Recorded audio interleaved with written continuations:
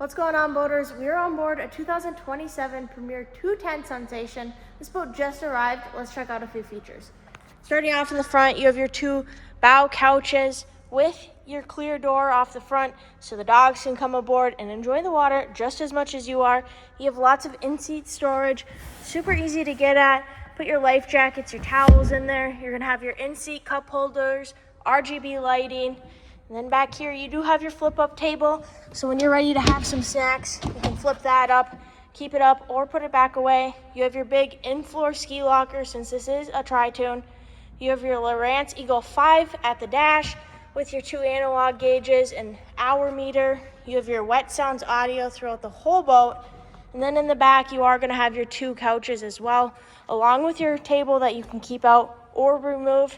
And it is powered by a Mercury 150, so the perfect little pontoon to go cruising on the lake all day long.